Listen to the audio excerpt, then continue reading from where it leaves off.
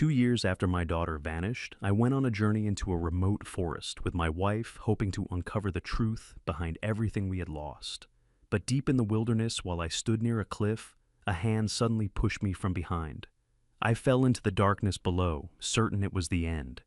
Yet when I opened my eyes, I was alive inside a small hidden cave.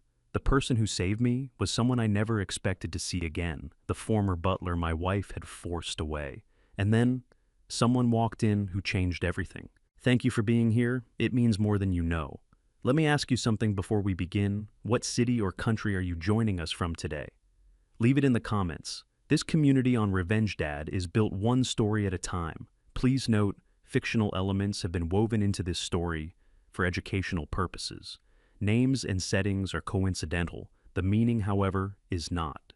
The man who built the forest. I have spent 60 years learning that the most dangerous thing a man can do is trust the wrong person completely. I know this now. I did not know it then. My name is Thomas Whitaker. I am 60 years old, and for the better part of 4 decades, I have poured every dollar I earned, every hour I had, and every decision that mattered into one single purpose: protecting 40,000 acres of wilderness in Flathead County, Montana. The Whitaker Conservation Group began as a small nonprofit operating out of a rented office in Missoula. Today it employs over 300 people, manages one of the largest privately held conservation territories in the American Northwest, and maintains its corporate headquarters in a glass and steel building on the 43rd floor of a Manhattan high-rise that I have always found faintly ridiculous compared to the forest it was built to serve. People who meet me in New York see a man in a tailored suit sitting behind a mahogany desk.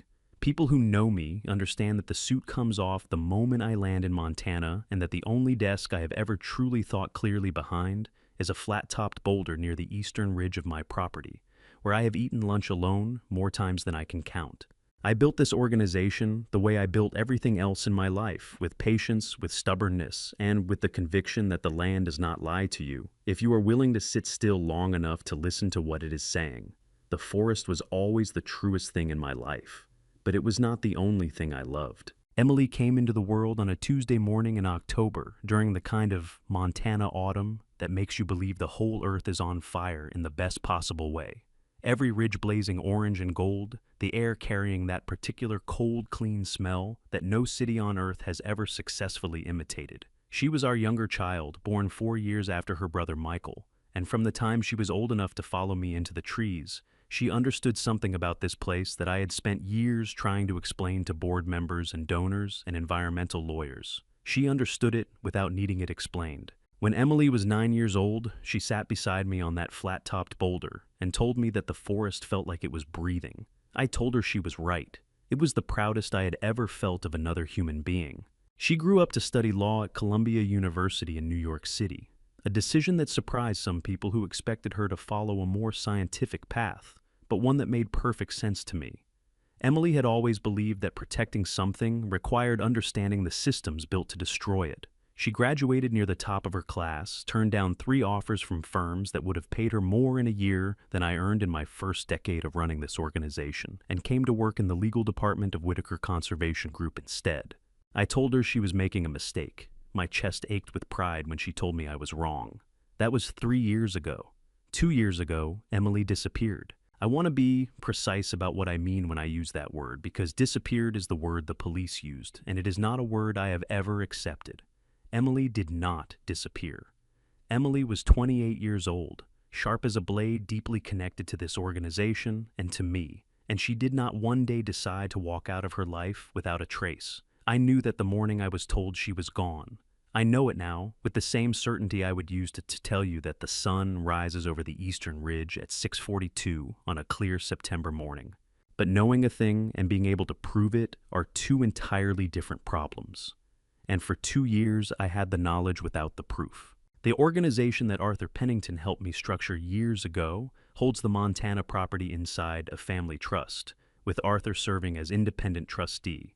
This matters more than it might seem. It means that the 40,000 acres cannot be sold, transferred, or encumbered without Arthur's agreement and signature. When I built that structure 20 years ago, I thought I was protecting the land from outside threats. It never once occurred to me that the threat might come from inside my own house. My wife Evelyn had been by my side for 30 years. She was 57 years old, elegant in the way that certain Manhattan women become elegant not born to it, but constructed over decades with great care and considerable effort. She chaired 3 environmental fundraising committees, appeared regularly at galas and benefit dinners in the city, and had become, over the years, a more public face of Whitaker conservation than I was myself. People in our social circle adored her. She was witty, she was warm when she needed to be, and she had a gift for making donors feel that their money was going towards something genuinely noble. I loved her. That is the hardest part of all of this to say out loud, but it is true, and I will not pretend otherwise.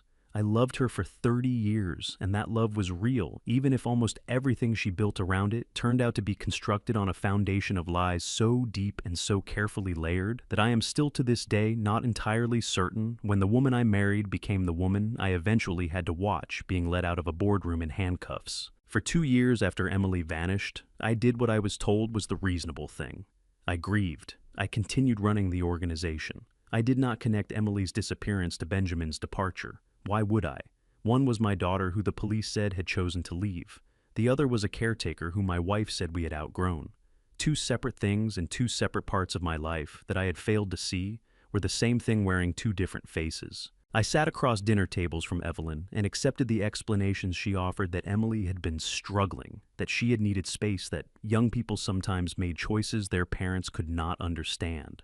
I accepted those explanations not because I believed them, but because I did not yet have anything solid enough to put against them. What I had instead was Benjamin. Benjamin Cross had been the caretaker of our Montana property for 25 years. He was 62 years old, a former national park ranger who had spent the better part of 2 decades working at Glacier before I hired him away with the offer of a different kind of responsibility. He was not a talkative man. He did not own a smartphone and had no particular interest in acquiring one. What he owned was an understanding of that 40,000 acres that went so far beyond anything that could be written on a map or entered into a database that I had long ago stopped trying to document it and simply trusted that it lived in him, the way certain knowledge lives in certain people not learned, but absorbed over years of quiet attention. He had been with us so long that I had stopped thinking of him as an employee and started thinking of him as part of the property itself. That was my first mistake in a long list of mistakes I had made by not paying close enough attention to the people directly in front of me. What I did not know, what I would not learn until much later, was that Benjamin had been watching Evelyn for months before everything collapsed. He had seen things I had missed entirely, and by the time I finally understood what he had been trying to protect me from, he had been gone from our lives for 2 years. 2 years. And in all that time, I had not found a single answer worth believing. Until I walked into that forest alone, and everything I thought I had lost came back to me in the most impossible way I could have imagined. The morning I decided to go back to Montana, I was standing at the window of my Manhattan office watching the rain move across the Hudson River in slow gray sheets, and I felt something shift in my chest. Not pain exactly, more like the particular ache that comes when you have been away from the one place that makes sense to you for far too long. I picked up the phone and called Arthur Pennington. "I'm going to the property," I told him. "Alone." Arthur was quiet for a moment in the way he always was when he was choosing his words carefully. Then he said, "Thomas, there are some contracts I've been meaning to discuss with you. Some of the language in the Whitaker Global Conservation Partners agreements, I've had questions about them for a while now, and I think you should hear them before you go anywhere." I told him we would talk when I got back. I did not know there would not be a back, not in the way I was imagining it. I booked the flight that afternoon. I did not tell Evelyn where I was going or when I planned to return. Looking back, that decision may be the only truly intelligent thing I did in the weeks leading up to what happened next. What Emily found? The flight from JFK to Glacier Park International takes roughly 4 hours with a connection in Salt Lake City, and I have made that trip so many times over the past 3 decades that I could probably navigate both airports blindfolded. But on that particular morning, somewhere over the flat brown expanse of Wyoming at 35,000 feet, I found I could not read, could not work, could not do anything except press my forehead against the cold oval window and think about the last time I saw my daughter standing in the doorway of my office. It was a Tuesday in March, 14 months before she disappeared. I remember the day precisely because I had spent the morning arguing with a team of environmental lawyers about a water rights dispute in the northern sector of the property, And by the time Emily appeared in my doorway at 2:30 in the afternoon, I was already tired in the way that legal arguments make a man tired, not physically exhausted, but scraped thin like something had been taken from the top layer of you and not given back. She was holding a manila folder against her chest, with both arms the way she used to hold her school books when she was 12 years old, and trying to look more confident than she felt.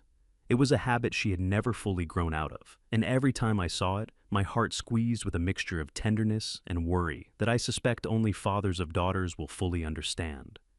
"Do you have 15 minutes?" she asked. "I have 10, I told her, because I was due on a call with our board liaison in Denver at 2:45. "Come in, sit down, talk fast." She sat down across from me and opened the folder on my desk, turning it to face me. There were shipping contracts inside dense blocks of text with tables of numbers along the margins, and for a moment I thought she had come to me with something routine, a vendor dispute or a documentation error in one of our research partnerships. Then she pointed to a column of numbers near the bottom of the third page and said, "These are HS codes, Harmonized System Codes. They're the classification system that U.S. Customs uses to categorize every single item that comes through an American port. Every category of goods has its own code, and the code determines how the shipment is inspected and taxed. I know what HS codes are." I said, though, in truth my knowledge was general rather than specific. "These codes," Emily said, pressing her finger firmly against the page so I could see exactly which numbers she meant, "correspond to goods of biological animal origin. Preserved specimens, bone material, keratinous derivatives. That category." She looked up at me with those dark, steady eyes she had inherited from my mother. "But the contracts describe the shipments as conservation research equipment, monitoring hardware, field tools." I leaned forward and looked more carefully at the numbers. Could it be a filing error, someone using the wrong category? Stemboids. It'll be full. Emily shook her head, and I could see from the set of her jaw that she had already asked herself the same question and worked through the answer before coming to me. "I pulled 6 months of records. It's consistent across every shipment, and these contracts are all under Whitaker Global Conservation Partners, the nonprofit subsidiary that Mom has been managing directly for the past 2 years. She paused, and I could hear her choosing her next words with the careful precision of someone who understood that what she was about to say could not be unsaid. "Dad, I think something is moving through these shipments that isn't being declared, and I think it's been happening for a while." My stomach dropped about 3 inches. Not because I immediately believed her, I didn't, not fully, not yet, but because I recognized the expression on her face. Emily did not raise alarms without cause. She never had. She was 28 years old, and she had her mother's cheekbones and her grandmother's eyes and my own stubborn inability to let go of a problem once it had lodged itself in her mind.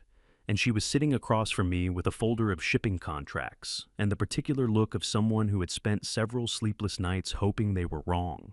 "Leave this with me," I told her. "I'll have Arthur take a look at it." "Dad, Emily." I reached across the desk and put my hand over hers, and she stopped talking, though I could feel the tension running through her fingers like a current. "I hear you. I will look at this carefully. But I need you to let me handle it through the right channels, all right? Don't go digging further into these records on your own. Not until I've had a chance to understand what we're actually looking at." She held my gaze for a long moment, and I could feel her wanting to argue the words pressing against the back of her teeth. Then she nodded, pulled her hand back, closed the folder. "Okay," she said, "but please don't wait too long." She stood up, tucked the folder back under her arm, and walked out of my office. That was the last time I saw my daughter at work. The following morning, Evelyn mentioned over breakfast that she thought Emily seemed overwhelmed and suggested that some time away from the office might do her good. I agreed without really thinking about it. 3 days later, Emily's access badge stopped registering at the building's entry system. I assumed she had taken the time off. She had not taken time off, but I would not know that for another 2 weeks. When Emily was formally reported missing, the New York Police Department opened a case and investigated with the thoroughness their procedures required. What they found seemed on the surface to tell a coherent story. There was an email from Emily's personal account sent to her apartment building manager, explaining that she would be traveling for an extended period and asking that her mail be held. There were 2 withdrawals from her personal bank account, modest amounts the kind you might take out before a long trip made, at an ATM 3 blocks from her apartment on the night before she was last seen. And there was a woman at the Delta Airlines counter at JFK Terminal 4 who told investigators she had seen someone matching Emily's description purchasing a ticket to Seattle with cash. It was neat, it was consistent, and every single piece of it was a lie. I knew it was a lie the way I know when a storm is building over the western ridge before a single cloud appears in the sky. Not from evidence, but from something older than evidence, something that lives in the body rather than the mind. But knowing and proving are two entirely different problems, and for 2 years, I had nothing but the knowing. The NYPD detective assigned to the case, a patient woman named Carol Mitchell, who called me every few weeks with updates that grew shorter and less specific, as the months passed, finally told me gently but directly that the evidence suggested Emily had chosen to leave, that there was no sign of foul play, that adult individuals have the legal right to disappear from their own lives if they choose to do so, and that the department's resources had to be allocated accordingly. I gripped the phone so hard when she said that my knuckles ached for the rest of the day. But I thanked her for her time because there was nothing else to do. I spent 2 years holding on to the knowing and trying to build it into something I could use. 35,000 feet over Wyoming, I pressed my forehead harder against the cold window glass and felt my eyes burn. Not the sharp sting of tears exactly, more like the deep, slow ache of a grief that had been sitting in my chest so long it had started to feel like a permanent feature of my anatomy. I should have listened to you that afternoon. I said out loud to no one, to the flat brown earth 2 miles below me. I should have cleared my whole schedule and sat there until we figured it out together. The man in the seat next to me glanced over with polite alarm. I cleared my throat, straightened up, and looked back at the folder of property surveys in my lap that I had not read a single line of. Emily had come to me with the truth held in both arms like something precious and breakable, and I had told her to leave it with me and walked her out of my office and gotten on a call with Denver. That was the mistake I would spend the rest of my life making sure I never made again. The Loyal Shadow. The small commuter plane that carries passengers on the final leg from Missoula to the Flathead Valley flies low enough that you can see individual elk trails cutting through the timber below pale threads winding between the dark stands of lodgepole pine. I have taken that final leg more times than I can remember, and every single time without fail, something in my chest loosens the moment the mountains come into view, as though some part of me that spends its time in Manhattan, coiled tight as a watch spring, finally remembers how to breathe. On that particular afternoon, I rented a truck at the small regional airport, loaded my bag into the bed, and drove the 40 minutes north toward the property on a 2-lane highway flanked by October timber that was just beginning to let go of its color. The sky was the deep Pacific blue that only appears over Montana in the hours before a cold front moves in, and the temperature on the dashboard read 31 degrees. I drove, and I thought about Benjamin Cross. Benjamin had come to work for me 25 years earlier when the Whitaker Conservation Group was still young enough that I was making most of the operational decisions myself and running out of hours in the day to make them well. He had spent 17 years before that as a National Park Service ranger at Glacier, which sits roughly 30 miles northeast of my property and shares the same granite spine of the Rockies. When a mutual colleague suggested I talk to him about managing the Montana land, I drove up to Glacier on a Tuesday and spent 4 hours walking the backcountry with him before I offered him the job. In those 4 hours, I watched him read the landscape the way most people read a room, constantly instinctively processing information that existed below the threshold of ordinary attention. He stopped once beside a creek crossing to point out where a beaver had modified the flow the previous spring, and how that modification had shifted the soil moisture in a stand of aspen 200 yards upslope, which had in turn altered the feeding pattern of a small elk herd that wintered in the valley below. He laid out this chain of cause and effect not to impress me, but simply because it was there visible to anyone willing to look carefully enough. I hired him before we got back to the trailhead. For 25 years, Benjamin Cross ran the Montana property with the same quiet, thorough attention he had given those 4 hours in Glacier. He was not a man who needed praise or recognition, or much in the way of conversation. What he needed was the land and the work, and both of those things I could provide in abundance. He lived in the caretaker's cabin at the northern end of the property, kept a small vegetable garden behind it, and maintained the kind of disciplined solitude that most people admire from a distance and would find unbearable up close. He had no family of his own, a brief marriage in his 30s that had ended quietly and without rancor, no children. In the way that sometimes happens between people who share a deep attachment to the same place he and I had developed over the years. Something that went beyond the professional, without either of us ever finding it necessary to name it. He called me Mr. Whitaker in front of others, and Thomas when we were alone, and I had long ago stopped thinking of him as an employee, and started thinking of him as the person who understood this land better than anyone alive, including me. Which was why when he tried to tell me something was wrong, I should have listened more carefully than I did. It started small the way most important things start. About 18 months before Emily disappeared, Benjamin mentioned during one of my visits to the property that he had noticed some vehicles he did not recognize making regular passes along the service road that ran along the western boundary of the land. Not hunting season, not survey crews he had been told about, not any of the research teams our organization periodically permitted access. Just vehicles, coming and going on a schedule that felt deliberate rather than random. Could be lost tourists, I told him. Could be, Benjamin said, in the tone he used when he thought I was wrong, but did not want to argue about it directly. 3 months later, he mentioned that he had seen Evelyn meeting with 2 men he did not know near the equipment barn on the south end of the property. He had not heard what was said. He described the men as well-dressed for a ranch visit, which in Benjamin's vocabulary was a specific kind of criticism. I told him Evelyn had mentioned something about a new donor relationship she was developing. I did not ask for details. Benjamin looked at me steadily for a moment, his eyes the pale gray of river ice, and then he nodded and did not bring it up again. What I did not know then, and what I have reconstructed piece by piece from everything that came afterward, was that Benjamin had already begun keeping records. Not because anyone asked him to, not because he had a plan or a strategy, but because 25 years of reading landscapes had given him an instinct for patterns, and the pattern he was seeing around Evelyn did not fit anything he recognized as legitimate. He had a notebook, a plain green-covered composition book that he bought at the hardware store in Kalispell, and in it he had begun writing down dates, times, license plate numbers, and descriptions of the people and vehicles he observed. He noted the frequency of Evelyn's visits to the property, which had increased substantially over the previous year. He noted the arrival of certain shipping documents that passed through the property office, documents he was not supposed to see but saw anyway, because in 25 years he had become effectively invisible to everyone in the household, except me, and invisible people see a great deal. He also had a friend. Dale Hoffman was 51 years old, a Flathead County Ranger who had worked alongside Benjamin at Glacier for 6 years, before taking a county position closer to his family.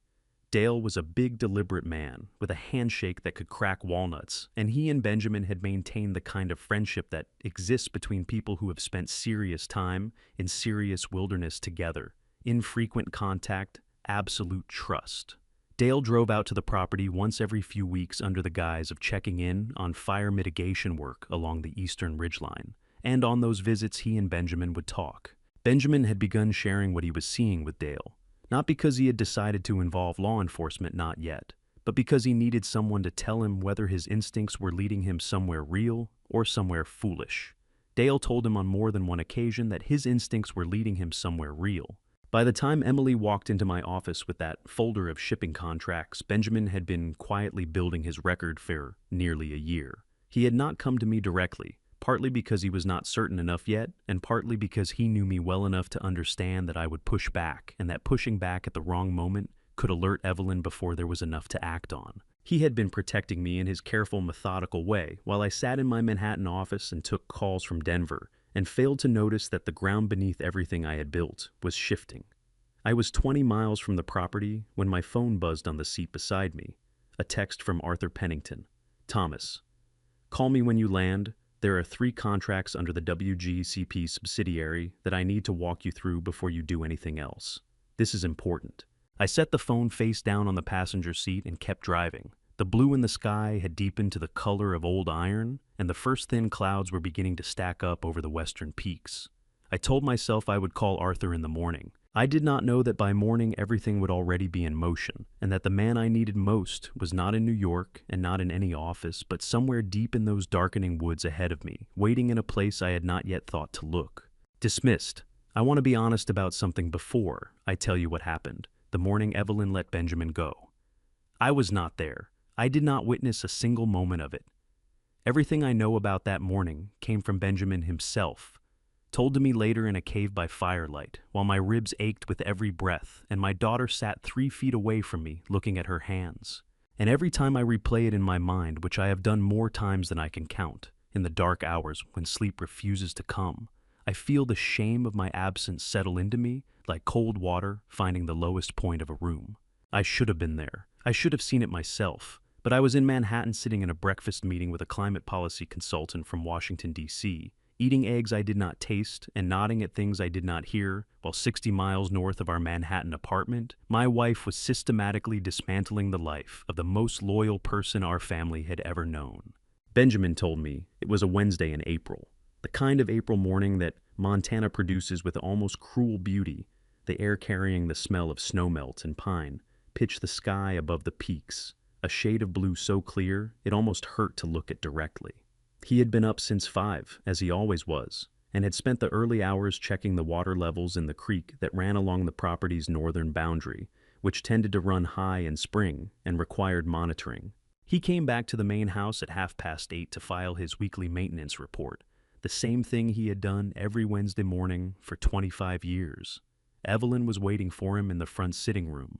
Benjamin said later that he knew before she spoke. He knew from the way she was standing very straight, very still, her hands folded in front of her, in the particular posture she adopted when she had made a decision and was not interested in discussing it.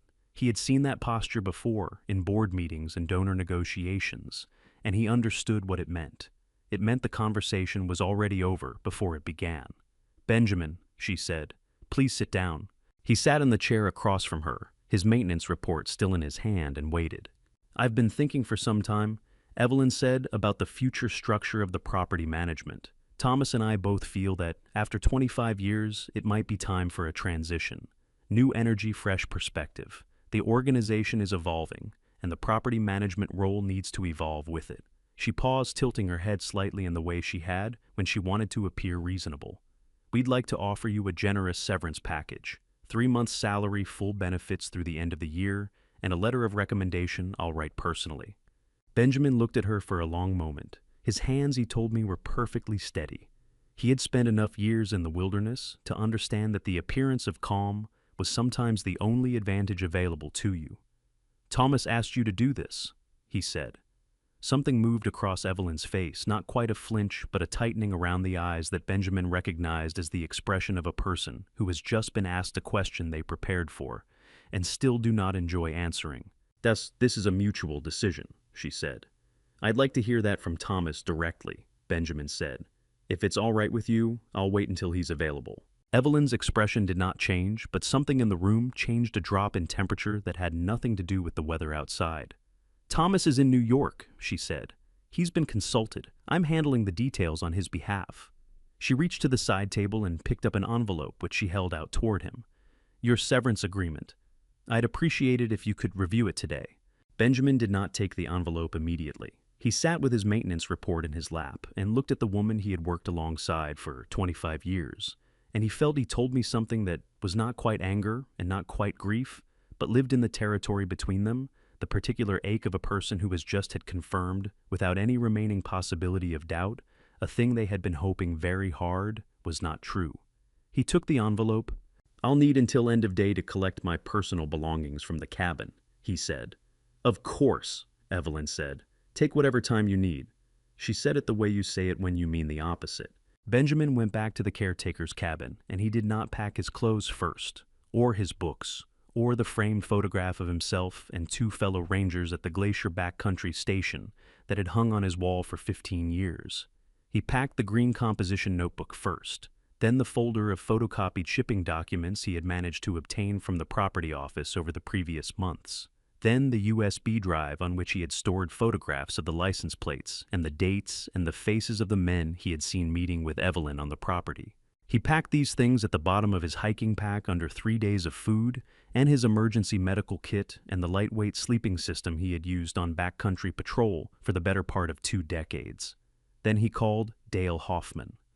"She fired me," he said when Dale picked up. There was a sharp intake of breath on the other end of the line. "Benjamin." "I'm going into the property," Benjamin said. "Deep. I need you to know where I am. You can't just... Dale stopped himself. Benjamin could hear him thinking, could almost hear the specific quality of silence that meant Dale was running through implications. How deep?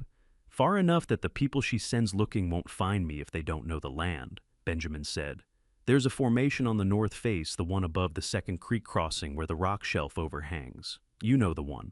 I know it, Dale said, and his voice had changed, steadied the way the voice of a good ranger steadies when the situation becomes serious and requires the kind of focus that pushes everything else aside. I can get supplies to the drop point near the lower meadow every 2 weeks. I'll use the fire assessment route so it doesn't look unusual. I need time, Benjamin said. I don't know how much. You'll have it, Dale said. Then after a beat, Benjamin, be careful in there.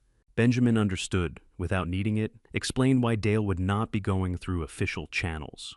Any report filed with the county or the state would move through systems that Evelyn had spent years cultivating relationships inside. Whatever advantage they had came from her, not knowing Benjamin was still on the property. The moment that changed everything, changed.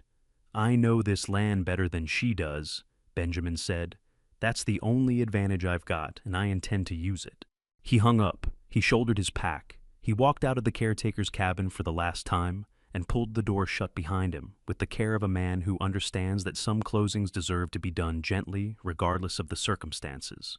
Then he walked north into the timber and disappeared. Evelyn sent 2 men into the property 3 days later. Benjamin heard them from the rock shelf above the second creek. Crossing watched their figures moving through the trees below him with the patient stillness of a man who had spent 17 years tracking animals in terrain far more demanding than this. They searched for the better part of a day and found nothing. They did not come back. Evelyn, Benjamin told me, had made the same mistake that most people with money and authority make when they underestimate a quiet person. She assumed that because he had worked for her, he was smaller than her. She assumed that because he rarely spoke, he had little to say. And she assumed that a man without a title or an office or a salary was a man without resources. She forgot that he had the forest. And in the forest, Benjamin Cross had never once in his life been lost. Sitting in the rental truck on the highway north of Missoula, I did not know any of this yet. I did not know that 2 miles into that darkening timber, a man I had failed to protect was waiting with a composition notebook full of evidence and 2 years of patience stored up, like water behind a dam. I turned off the highway onto the gravel access road that led to the property gate, and the headlights caught the first line of pines, and my chest tightened so hard I had to breathe through it deliberately the way you breathe through physical pain. I was going back to the only place that had ever made complete sense to me. I had no idea what was waiting for me there. 3 weeks in the dark. There are things Emily told me in that cave that I have never repeated to anyone outside of a federal courtroom. Not to friends, not to colleagues, not to the grief counselor Arthur insisted I speak with in the months after everything was over. I have kept them close and private, the way you keep a wound private not out of shame, but because some things belong to the person they happen to, and sharing them too widely feels like a second violation. I am telling you now because it is the only way to make sense of everything that came after, and because Emily, when I asked her permission, told me to tell it plainly and not soften it. Those were her exact words. Tell it plainly, Dad. Don't soften it for people. It happened, and the only thing worse than what happened is pretending it was less than it was.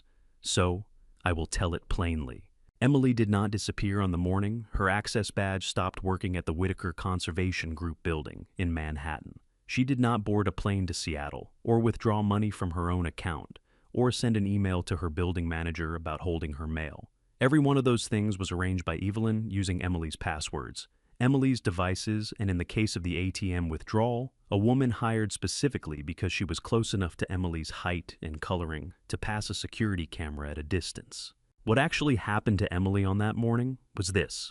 She was in the parking garage beneath her apartment building in the Murray Hill neighborhood of Manhattan, walking to her car at 7:40 in the morning, when 2 men she had never seen before stepped out from behind a concrete pillar and told her quietly that she needed to come with them. One of them showed her something in a leather fold that she initially mistook for a police badge and later understood was not. The other stood close enough that she understood moving quickly was not a realistic option. She told me her first coherent thought, once she understood what was happening, was not fear. It was calculation. She was a lawyer. She had spent 3 years at Columbia being trained to assess situations and identify leverage.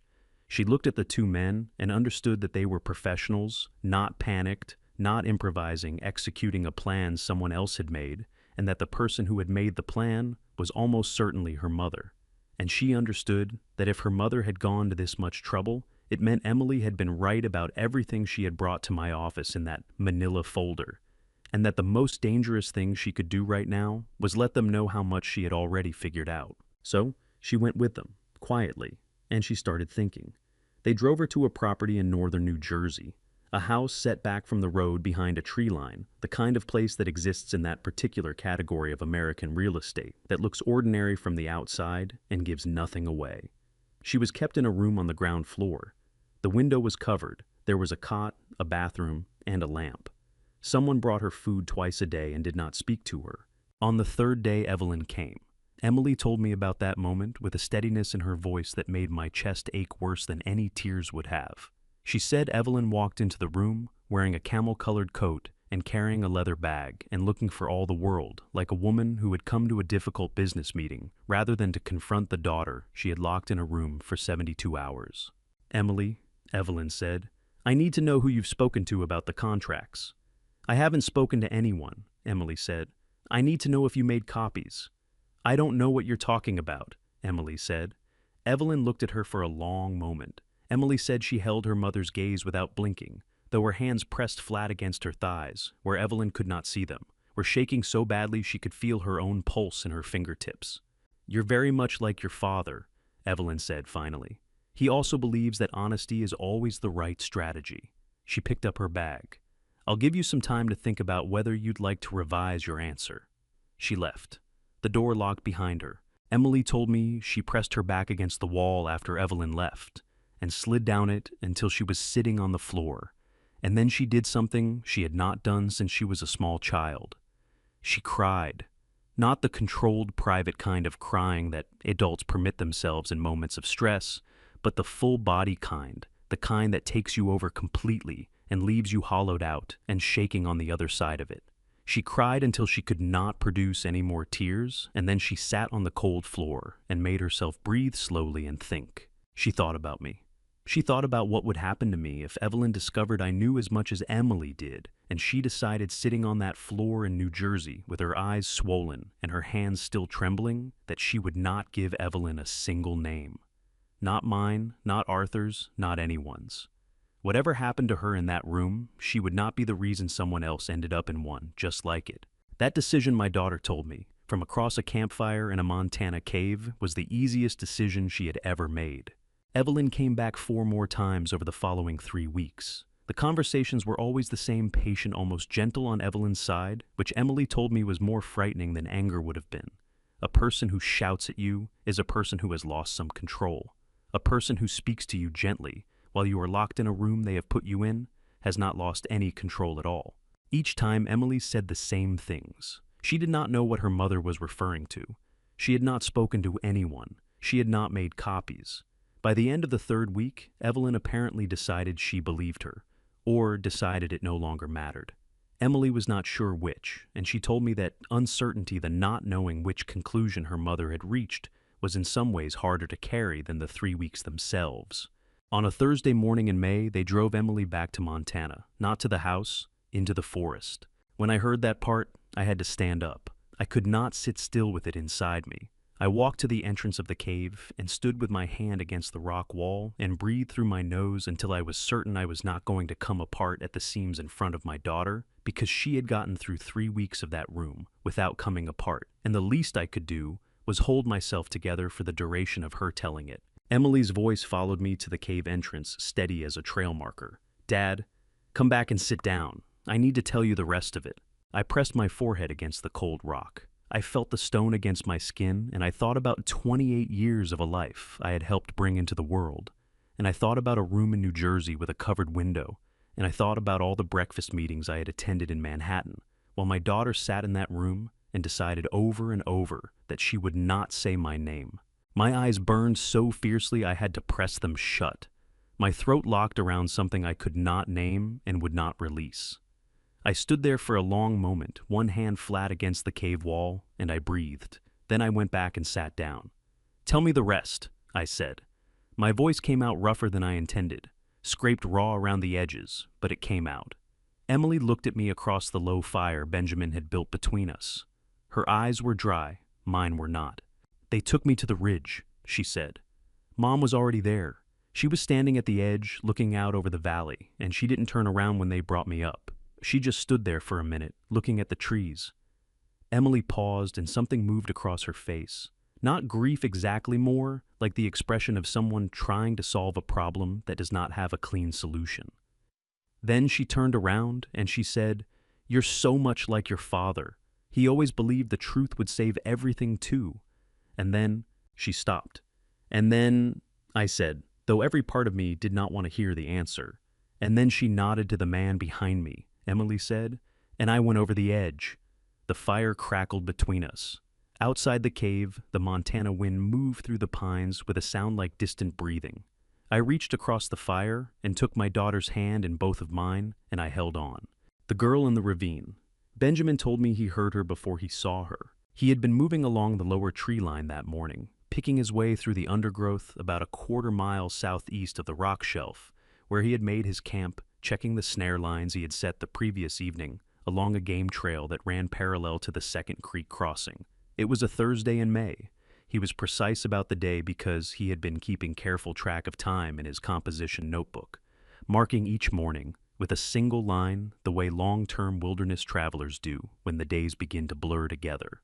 The sound that stopped him was small, barely audible beneath the ambient noise of the forest, the creek running high with snowmelt. 30 yards to his left, the wind working through the upper canopy. The occasional percussion of a woodpecker somewhere deeper in the timber. But Benjamin had spent the better part of 4 decades learning to subtract the expected sounds of a landscape from the total of what he was hearing, and what remained after that subtraction was a sound that did not belong. A low, wet sound, irregular, coming from the direction of the ravine that cut below the western face of the ridge. He told me his first instinct was that it was an injured animal, a deer that had come down wrong off the rock face, or a young elk caught in something. He moved toward it carefully the way you move toward any unknown sound in wilderness, slowly giving whatever was making it time to hear him coming and react before he appeared without warning. He came around a stand of young fir trees and stopped. Emily was lying at the base of a granite outcropping, half hidden by a shallow overhang of rock that had partially broken her fall. She was on her side, one arm bent at an angle that made Benjamin's stomach drop the moment he saw it. There was blood on her face from a gash above her left temple, already beginning to darken in the cold air. And her breathing was the source of the sound. He had heard labored and uneven, the breathing of a body that had absorbed a serious impact and was working very hard to continue functioning. Benjamin crossed the distance between them in 10 seconds. He knelt beside her and pressed 2 fingers against the side of her throat, found her pulse fast and thin, but present, and exhaled a breath he had not realized he was holding. Then he looked at her face. He had known Emily Whitaker since she was 3 years old. He had watched her grow up making mud maps of the property in the dirt outside the caretaker's cabin, and asking him questions about the trees that he answered as seriously as he would have answered a fellow ranger. He had driven her to the airport the summer she left for Columbia and shaken her hand on the departing curb because she had offered her hand and he had respected the gesture. He knew her face as well as he knew the ridgeline above his camp. "Oh Lord," Benjamin said out loud to no one. His voice came out rough and fractured in a way that surprised him. "Oh Lord, Emily." He did not waste time on disbelief. He had been a ranger long enough to understand that the wilderness did not pause for emotional processing, and that the only useful response to finding an injured person was to begin the assessment and keep moving. He ran his hands carefully along her limbs, right arm intact, left arm broken below the elbow. The bone displaced in a way that would need proper setting. Ribs on the left side, tender to careful pressure, cracked or bruised. He could not tell which without imaging, but either way they would make breathing painful for weeks. The head wound was superficial, despite the blood, as head wounds almost always were. She could be moved, carefully and not far, but she could be moved. He was shrugging off his pack to reach the emergency blanket inside, when Emily made a sound, not words, just a sharp intake of breath, and her eyes opened. They were unfocused at first, tracking nothing, the wide and glassy eyes of someone whose brain was still trying to locate itself in time and space. Then they found his face, and something in them sharpened. "Benjamin," she said. Her voice was barely above a whisper, scraped thin and rough as bark. "Don't try to move," he said. "You've broken your arm. I need you to stay still while I get the splint materials out." "Benjamin?" Her right hand came up and caught his wrist with a grip that was stronger than it had any right to be given the condition of the rest of her. Her eyes were locked on his face with an intensity that made his chest tighten. "Listen to me. My mother did this." "I know," Benjamin said. Something crossed her face, not relief exactly, more like the particular expression of a person who has been carrying a weight alone for a long time, and has just been told they do not have to carry it alone anymore. Her grip on his wrist loosened slightly, though she did not let go entirely. "She can't know I'm alive," Emily said. "If she finds out I survived—" "She won't find out from me," Benjamin said. He held her gaze steadily the way he had once held the gaze of a frightened hiker on a cliff face, conveying through the quality of his attention alone that the situation was serious, but that he had been in serious situations before and knew what to do in them. "I need you to trust me right now and let me work. Can you do that?" Emily looked at him for a moment, and he told me later that he could see her running the calculation behind her eyes, assessing him, the way she assessed everything with the quick, precise intelligence that had always reminded him of her father at his best. Then she nodded once and let his wrist go. "Okay," she said. "I trust you." Benjamin worked quickly and without wasted motion, the way he always worked when the situation required it. He splinted her broken arm with materials from his emergency kit, immobilizing the fracture as cleanly as he could manage in field conditions. He cleaned the gash on her temple with the antiseptic wipes he carried, pressed a folded cloth against it until the bleeding slowed, and secured it in place with a length of medical tape. He got the emergency blanket around her shoulders and poured a small amount of water from his canteen past her lips, watching her throat to make sure she was swallowing it properly. All the while, Emily watched him work with eyes that were growing steadier by the minute, the focus returning, the intelligence reasserting itself over the shock. She asked him twice how far the camp was and whether he could get her there before dark. He told her yes both times because the answer was yes, and because even injured and frightened and running on a body that had just absorbed a fall off a ridge, Emily Whitaker was the kind of person who needed accurate information more than she needed comfort. He lifted her carefully, one arm under her knees and one supporting her back, and she made a sound against his shoulder when the movement jostled her ribs, a sharp, involuntary sound of pain that she cut off almost immediately, pressing her lips together hard. He felt her whole body stiffen with the effort of controlling it. "It's all right to make noise," he told her. "There's no one close enough to hear." "I'm fine," she said through her teeth. "You have cracked ribs and a broken arm and a head wound," Benjamin said. "You're not fine, but you're going to be." She made a sound that might under different circumstances have been a laugh.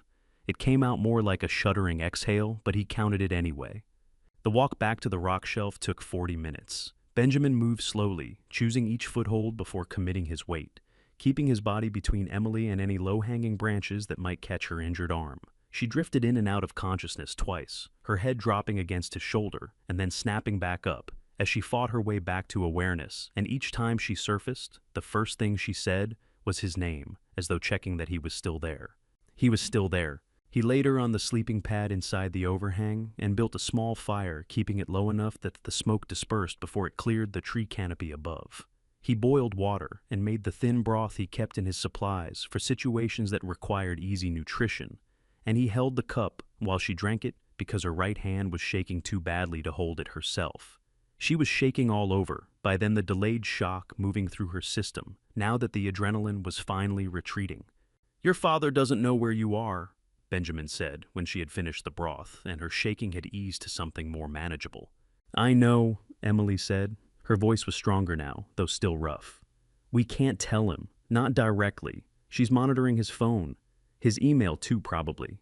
She looked at Benjamin across the small fire, and the look on her face was the same one she had worn at 3 years old, when she had decided something firmly, and was preparing to explain it to an adult who might try to talk her out of it. "We have to wait until we can do this right. If we contact him the wrong way, she'll know I'm alive before we're ready, and she'll—" She stopped, her jaw tightened. "We have to do it right." Benjamin was quiet for a moment, turning this over in his mind, with the same careful attention he gave to every problem the land presented him. Then he nodded. "All right," he said. "We do it right, whatever time that takes."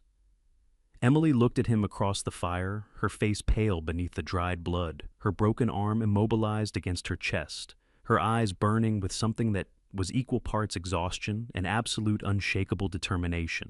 "Thank you," she said, "for coming back for me, even though you didn't know you were." Benjamin reached over and adjusted the emergency blanket around her shoulders, so the gap at the back was closed against the evening chill moving down off the ridge. "You're Thomas Whitaker's daughter," he said simply. There was never any other option. Outside the rock shelf, the Montana forest settled into its nighttime sounds, the creek, the wind, the first tentative calls of the nighthawks beginning their evening circuit over the meadow below. And inside the overhang, for the first time in 3 weeks, Emily Whitaker was somewhere her mother could not find her. 2 years of silence. 2 years is a long time to live inside 40,000 acres of wilderness with one other person and no fixed address. I know this not because I lived it myself, but because Emily and Benjamin told me about it in pieces. Some parts over that first night in the cave, some parts in the days that followed, some parts months later when we were back in the world, and certain memories had finally settled enough to be spoken out loud without breaking something in the telling. By the time I found them, those 2 years had changed them both in ways that were immediately visible and in other ways that would take me much longer to understand. Benjamin was leaner, the kind of lean that comes from genuine physical labor in genuine cold, from burning more calories than you can reasonably replace. He had let his beard grow for the first time in his life, and it had come in gray, which surprised him. He said, though, he could not say why it should have. He moved through the cave and the forest around it with the unhurried efficiency of someone who had stopped wasting energy on anything not strictly necessary. Emily had changed differently. She had always been sharp, the kind of intelligence that reached conclusions before most people finished forming the question. What 2 years in the wilderness had added was something I can only describe as weight. Not heaviness, not sadness, though there was some of both. More like the difference between a blade that has been honed and one that has been used. She was quieter than I remembered, and occasionally I would catch her looking at the forest with an expression that was not fear and not admiration, but something that lived between them, a wary respect for the place that had kept her alive when the world she came from had tried to take that away. The first winter was the hardest. Benjamin told me this with the matter-of-fact directness of a man reporting conditions rather than seeking sympathy. Montana winters at elevation are not survivable through good intentions alone. While Emily's arm was still healing and her ribs still caught her breath when she moved too quickly, Benjamin spent the weeks of October and early November preparing the rock shelf packing gaps in the overhang, with moss and bark building a secondary windbreak from down timber, marking 3 additional shelter sites within a mile of camp in case something forced them to move quickly. Dale Hoffman came through on the fire assessment route every 2 weeks as promised. He left supplies at the drop point in the lower meadow, dried food, medical supplies, batteries occasionally, a paperback book that he chose, Benjamin told me, with more care than you might expect from a man who described his literary preferences as anything without a lot of feelings in it. Through notes tucked into the supply bags, Benjamin and Emily learned that Thomas referred to only as the owner, in Dale's careful shorthand, had not stopped looking. Had hired a private investigator, had argued with the NYPD about the adequacy of their investigation, and was showing visible signs of being a man who was not sleeping enough and not willing to pretend otherwise. Emily read those notes by battery lantern and pressed her knuckles hard against her mouth to keep the sounds inside. Her eyes went red at the corners. She blinked rapidly and breathed through her nose, and did not let herself make the sounds that were pressing to get out. Benjamin on the other side of the cave pretended to be deeply absorbed in checking his supply inventory. They tried to contact me once in the second spring. Emily considered routing a message through Arthur Pennington. She worked through the problem, systematically testing each approach for weaknesses, and arrived at the same answer every time. She'd have flagged his communications too. Emily said, her jaw tight, her hands flat on the composition notebook cover. She thinks in advance. She thinks the way I think. That's the problem. Then we wait until we have something she can't stop, Benjamin said. Everything documented, preserved, ready to hand directly to the people who can act on it. Then we move. Emily looked at him, tired and young, and resolved all at once and said, "Show me everything you have. Let's make sure it holds up." That was when the real work began. She spent 3 weeks going through every document Benjamin had collected: shipping records, notebook entries, license plate photographs, financial statements. She read each one twice, made notes in the margins, and organized everything into what she later described to me as building an argument from the ground up. She had walked Benjamin through proper evidence procedures from the very first night when she was lying on the sleeping pad with her arm splinted and her ribs aching. She had made him write down how each piece of material was obtained and stored, dated and signed. She had told him to maintain what she called the chain of custody, an unbroken record of who possessed each piece of evidence from collection through every transfer to law enforcement. On a night when the wind outside required them to raise their voices to hear each other, she explained the law. The Lacey Act makes it a federal crime to traffic in wildlife or wildlife products taken in violation of any law, federal, state, or foreign, she said. Penalties go up to 5 years per count for knowing violations, 20 years if the trafficking causes death. CITES. The Convention on International Trade in Endangered Species is the international framework the U.S. enforces domestically through the Lacey Act. Everything in those shipping records corresponding to Appendix I species, the elephants, the pangolins, the red coral, those are the highest protection categories. Commercial trade in those species is essentially banned, and Whitaker Global Conservation Partners has been doing it for at least 3 years. Benjamin listened the way he listened to topographic maps and weather patterns. When she finished, he said, "Is this enough to prosecute her?" "It's enough to start," Emily said. "We need someone in federal law enforcement already looking from this other end. An operation this size moving through a major port, someone at the FBI has to have noticed the pattern at the cargo end, even if they don't know who's at the top of it." She was right. Neither of them knew that Special Agent Carla Reyes at the FBI's Wildlife Trafficking Unit in Los Angeles had been working the Long Beach cargo angle for 18 months. They only knew the evidence was solid, the argument was building, and that somewhere on the other side of 40,000 acres, a man they both loved was running out of patience and running low on sleep. The radio moment came on a Tuesday evening in the 2nd October. Benjamin turned on his hand crank emergency radio to check the weather forecast. The local news came on first. The third item was a brief update on the search for Emily Whitaker, daughter of conservation philanthropist Thomas Whitaker of Flathead County, missing approximately 16 months with no confirmed sightings. The broadcaster mentioned that Thomas had recently given a statement to a Call-a-Spell radio station, saying he would not stop looking and did not intend to accept any conclusion that had not been proven to him directly. Benjamin turned the radio off. Emily had her knees pulled to her chest and both hands pressed over her mouth. Her eyes were full of tears. She was working hard not to let fall. One fell anyway, tracking down her cheek, and her shoulders shook once-twice with the effort of keeping the rest inside. "He sounds like himself," Benjamin said. Emily lowered her hands. Her voice came out thick and uneven, but steady enough. "I didn't know if he still believed I was worth finding." Benjamin leaned forward and put his hand on her shoulder and kept it there until she stopped shaking. "He believes it," he said. "That man is incapable of giving up on something he loves." Emily wiped her face with the back of her hand. She opened her eyes, still wet but steady. "Then we'd better make sure we're ready when he gets here," she said, the husband who began to see. "They say the truth always leaves a trail. I suppose I just needed long enough to learn how to look."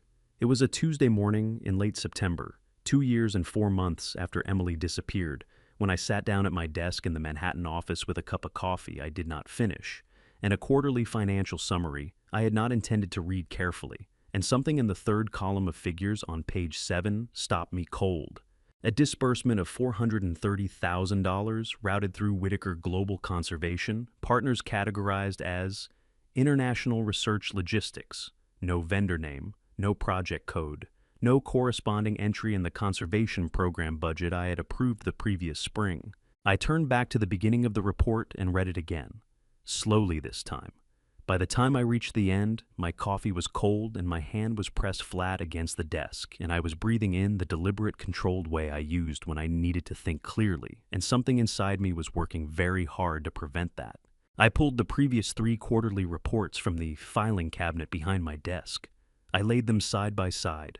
The pattern was there, had been there, I realized, with a sickness that started in my stomach and moved outward for at least 18 months. Small disbursements then, larger ones, all routed through WGCP, all categorized in language vague enough to pass a casual review. The kind of language you use when you want something to look like something it is not, and you are betting that the person reviewing it trusts you enough not to look twice. Evelyn had been betting correctly. Until now. I called Arthur Pennington that afternoon and asked him to come to the office. Arthur was 68 years old and had been practicing corporate and trust law at Sullivan and Cromwell for 4 decades. He was a deliberate man, unhurried in speech, precise in thought, and constitutionally incapable of telling a client what they wanted to hear when the truth was something different. It was the quality I valued most in him, and occasionally found most exhausting. He arrived at 4 o'clock, sat down across from me, and looked at the 4 quarterly reports I had laid out on the desk between us without touching them. "How long have you had concerns?" he asked. "Since this morning," I said. "Officially." Arthur looked at me over the top of his glasses, and unofficially, I did not answer that directly. "What do you know about the WGCP contracts?" Arthur was quiet for a moment, the particular quiet of a man who has been waiting for a specific conversation and is now deciding how much of his preparation to reveal. "I flagged 3 of them to you in August," he said. "You were in Montana for the watershed survey. You told me we'd discuss it when you were back." "I remember," I said. I did not tell him that I had also not slept more than 4 consecutive hours in 2 years, and that my ability to hold on to things that needed holding had been substantially compromised. "Tell me now." Arthur reached into the leather folder he had brought with him and produced 3 contracts which he laid on top of the quarterly reports. They were shipping agreements executed under the WGCP letterhead, with vendor names I did not recognize, and delivery terms I could not parse without more context. "These routing structures," Arthur said, pressing his finger against the 3rd page of the first contract, "are not consistent with conservation research logistics. The payment flows go through a Delaware LLC I cannot find any record of in our corporate filings, and the delivery destinations are listed as private facilities in Los Angeles with no institutional affiliation I've been able to verify." He looked up at me. "Evelyn signed all 3. Michael countersigned 2 of them." The sound of Michael's name landed in my chest with a weight I was not prepared for. "Michael knew about these. He signed them," Arthur said carefully. "Whether that constitutes knowledge in the meaningful sense is a question I'd rather not answer until we know more." He closed the folder. "Thomas, I think you need to consider the possibility that something has been happening inside this organization that you have not been shown." I stood up. I could not sit still with it. I walked to the window and looked out at the Hudson River, gray and wide in the September afternoon, and I felt the ground beneath everything I had built shift in a way that I recognized from exactly one previous experience the morning I was told Emily was gone. "I'm going to Montana," I said. "Thomas, I need to think," I said, "and I cannot think in this city. I need the property." I turned from the window. "I need you to pull everything you can find on WGCP's financial activity for the past 3 years. Every contract, every disbursement, every counterparty. And, Arthur," I held his gaze, "don't run any of this through the regular office channels. Keep it between us." Arthur held my gaze steadily. "You think someone in the organization is watching?" I said that I have been not watching for too long. I booked the flight that night. I did not tell Evelyn where I was going, or when I planned to return. I did not know she would find out anyway. I did not know she had been watching me far longer than I had been watching her.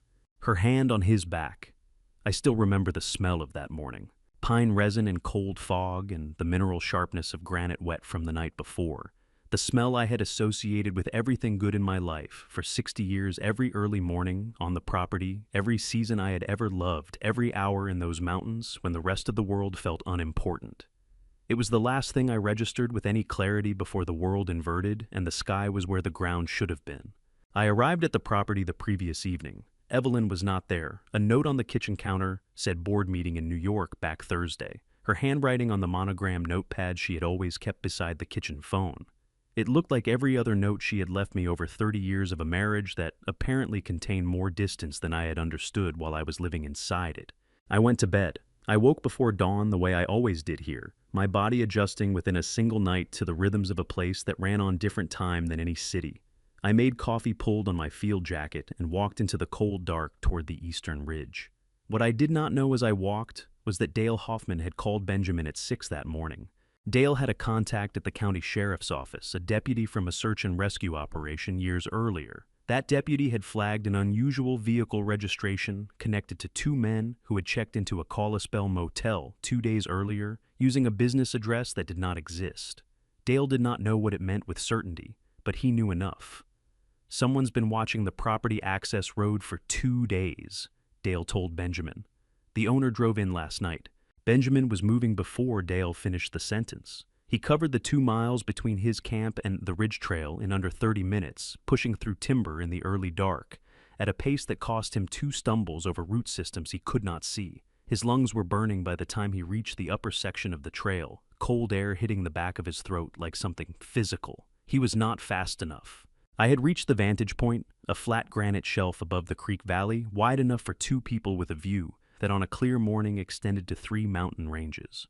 I was standing at its edge with my camera watching October light come up over the eastern peaks in long, horizontal bands of color that only happen at elevation when I heard a footstep on the trail behind me. I did not think anything of it. Sound carries strangely on the ridge at dawn. What sounds like a footstep is sometimes a branch settling or frost-shifted rock. I raised the camera and pressed the shutter. Then I heard it again. Closer. I turned. A figure stood 15 feet behind me, moving at a pace too deliberate for a casual hiker. In the gray pre-dawn, I could not make out the face. I had just enough time to register that the movement carried a kind of focused intention that belonged to nothing I associated with this place before a hand landed between my shoulder blades and shoved hard and without hesitation. The shelf edge came up to meet me and then disappeared entirely. The fall was longer than I expected. 22 feet to the talus slope below, and the slope continuing another 40 feet before leveling into the creek drainage. What saved me was a ledge of broken granite 8 feet below the shelf edge, partially hidden by stunted fir, that I hit with my left side and bounced off at an angle that sent me into the slope rather than straight down. I remember the impact. I remember the sensation of something giving way, ribs 3 of them. The sound was not loud. Something quieter and more interior, like a thick branch snapping inside a wall. Then I remember nothing. Benjamin arrived at the top of the shelf 11 seconds after I went over. 11 seconds he told me this, with the precision of a man who had replayed the number many times and could not make it come out differently. He heard the impact as he came around the last bend, a sound between a crack and a thud that he felt in his teeth.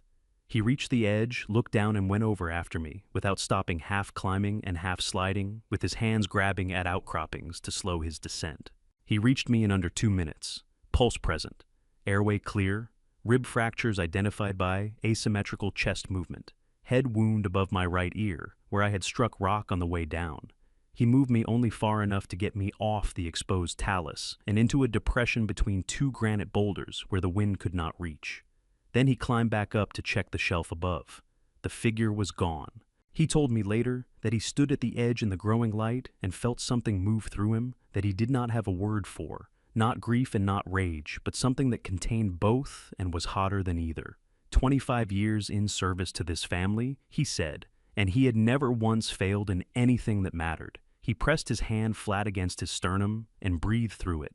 Then he went back down to where I was lying. Somewhere in the gray space between the shelf and the creek and the long, dark tunnel of whatever was coming next, I heard a voice say my name. "Thomas." One word, rough with exertion, and something underneath it I would have recognized had I been in any condition to recognize anything as the sound of a man who has been running towards something for 30 minutes and has finally arrived and is terrified of what he has found. I could not answer, but some part of me understood that I was not alone, and held on. Before I reveal what Thomas saw when he opened his eyes in that cave, something that stopped, his heart completely drop a 10 in the comments right now. So I know you're still here with me. What you're about to hear, nobody in that boardroom, nobody in that investigation, nobody in the entire country saw coming. And a note, the story ahead contains some fictional elements woven in for reflection and entertainment. Names and places are coincidental, but what happens next will stay with you. The voice, he knew consciousness did not return all at once. It came in pieces, first sound, then sensation, then last of all, and most reluctantly understanding. The sound was a low crackling. I identified somewhere below the level of active thought as a fire. Small, close. The sensation was pain distributed across my left side in a way that told me even before I was fully awake that something structural had gone wrong in there. Breathing hurt. Not the sharp, alarming hurt of something catastrophic, but the deep, grinding hurt of bones that had been asked to do something they were not designed to do. I tried to move, and something pressed gently against my shoulder. "Don't," a voice said. 3 broken ribs on the left side and a head wound I had to close in the dark. "Lie still for a few more minutes." The voice reached into the place where I was still assembling myself from pieces and pulled something loose. I knew that voice.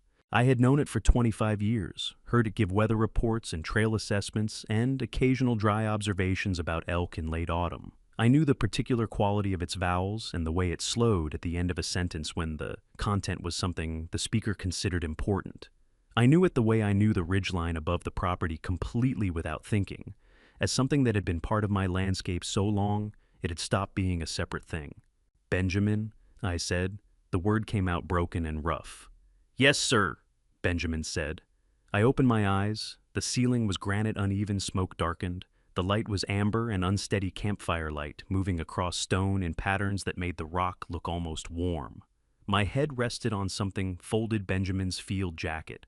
A sleeping bag had been pulled across my chest with the care of someone who understood that warmth was not optional. Benjamin was kneeling beside me. His face was thinner than I remembered, the beard, new and gray lines around his eyes that had not been there 2 years ago. He was looking at me with an expression I had never seen on him before, relief and grief and anger combined in a proportion I could not parse, and the combination made my throat tighten in a way that had nothing to do with the injury. "You've been out about 9 hours, he said. "Pupils responding correctly, no vomiting. Concussion is moderate, not severe. The ribs will hurt for 6 weeks minimum." He pressed a canteen into my right hand. "Drink." I drank without sitting up. The water was cold and tasted of minerals, and I have never been more grateful for anything in my life. "Benjamin," I said, lowering the canteen. "How long have you—" "2 years, he said. "Give or take." My eyes burned. My jaw tightened against something that trying to come up through my throat. The man I had failed to protect from my own wife had been living in my forest for 2 years, and I did not have words for what that produced in me. "I'm sorry," I said. "Benjamin, I am so—" "Not now," he said, not unkindly. "There's time for that. Right now, I need you to drink more water." He reached past me to adjust something behind my head, then sat back on his heels and looked at me with the steady attention he had always given to things that required it. "There's someone else here. She's been waiting for you to wake up. I need you to be prepared for what you're about to see." My heart lurched so hard against my broken ribs that the pain was almost indistinguishable from the injury. "Breathe," Benjamin said firmly. "In through your nose. Hold it. Let it out." I breathed. The air came in unevenly, catching on the broken ribs. "Okay," I said. "Okay." Benjamin turned toward the back of the cave and said simply, "Emily."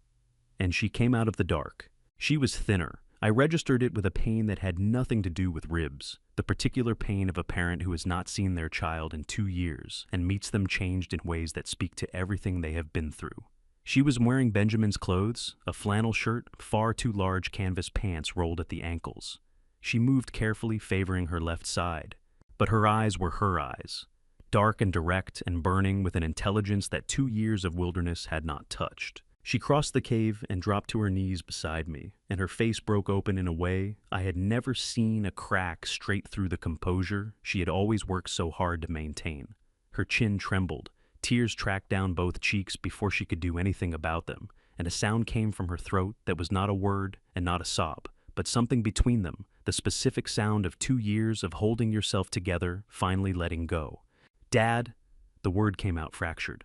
"I'm so sorry. I'm so sorry I couldn't—" "Emily." My right arm came up and I pulled her against my chest, broken ribs and all. The pain was considerable. I did not care about it in the slightest. I pressed my face into her hair, wood smoke and pine, and underneath it something that was simply and irrevocably her, unchanged, and my entire body shook with it. I wept in a way I had not wept since my mother's funeral 30 years earlier. My shoulders heaved. My breath came in ragged pulls, catching on the broken ribs. And Emily was sobbing against my chest, her hands gripping my jacket with surprising strength. From somewhere nearby, I heard Benjamin make a single brief controlled sound, and then nothing more from him, which told me everything I needed to know about what he was doing with his own face. We stayed like that for a long time. When Emily finally lifted her head, both our faces were wet, and she looked in the firelight of that cave like the most beautiful thing I had ever seen. "I knew you wouldn't stop looking," she said. Her voice was steadier now, roughened by the crying. "I heard you on the radio, 14 months ago, the Kalispell station. I meant every word I said." "I know." She pulled a slow breath in and let it out. She reached back without looking, and Benjamin was already there, pressing the composition notebook into her hands with the efficiency of someone who had been waiting for this moment for a very long time. "Then let's start at the beginning," she said. Everything she hid.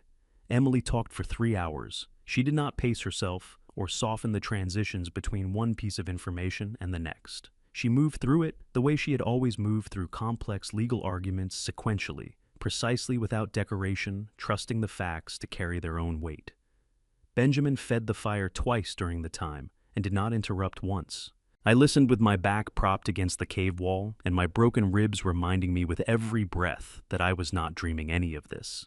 She started with the HS codes, the same conversation she had tried to have with me in my Manhattan office 14 months before she disappeared, the one I had cut short, because I had a call with Denver and a schedule that felt in retrospect like the most pathetic alibi in the history of bad decisions. She walked me through what the codes meant and what the shipments actually contained, and as she spoke, I began to understand the full architecture of what Evelyn had built. Whitaker Global Conservation Partners had been incorporated as a Delaware nonprofit with genuinely good intentions. Evelyn had originally proposed it as a vehicle for international research partnerships, and I had signed the founding documents without a second thought, because it carried our name and her involvement, and I saw no reason to look further. Over the following 3 years, she had quietly redirected its operational structure to serve an entirely different purpose. The shipments came from suppliers in Central Africa and Southeast Asia. The cargo ivory derivatives, pangolin, scales, red coral, harvested from protected Mediterranean zones, eggs and feathers of several bird species listed under the Migratory Bird Treaty Act, was packed into crates labeled as preserved specimens and monitoring equipment and shipped to the port of Long Beach, California. A man named Victor Hale, who operated a gallery in West Hollywood under the name Pacific Meridian Arts, received the shipments as the registered U.S. importer. From his facility, the materials moved to a network of private collectors across New York, Miami, and Vancouver. The money moved in the opposite direction through 3 layers designed to make the trail as difficult as portable to follow. Payments from collectors went to a Delaware LLC that shared an address with a mail forwarding service in Wilmington. From there, funds transferred to a trust registered in the Cayman Islands. From the Cayman Trust, the money arrived in a private account in Singapore, under a name that was not Evelyn's, but that Emily had traced through 2 years of careful analysis back to her, without any remaining doubt. "She used your name," Emily said. Her voice was flat and precise, and I could see what it cost her to keep it that way. The muscles along her jaw working her hands pressed flat on the notebook cover. "She used the credibility you spent 40 years building. Every inspector who saw a Whitaker Conservation Group shipping manifest waved it through because the name meant something, because you made it mean something." I could not speak for a moment. The fire crackled between us. My ribs ached. Something moved through my chest that was bigger than anger and heavier than grief and had no name I was aware of. "How long?" I asked. 3 years of documented activity," Emily said. "Possibly longer before that, but 3 years where I can prove it." I pressed the back of my hand against my mouth and looked at the cave ceiling and breathed through it. In my mind, I was seeing the event's gala dinners in Manhattan Conservation Awards, with Evelyn's name on the plaques press releases I had approved without reading carefully, all of it suddenly reframed against the reality Emily had just laid in front of me. Benjamin leaned forward from his position across the fire. He reached into the pack beside him and produced a manila folder, which he set on the ground between us. "Everything Emily described," he said, "is in here. Dated sourced chain of custody documented from the moment of collection. Emily walked me through the legal requirements in the first week." He looked at me steadily.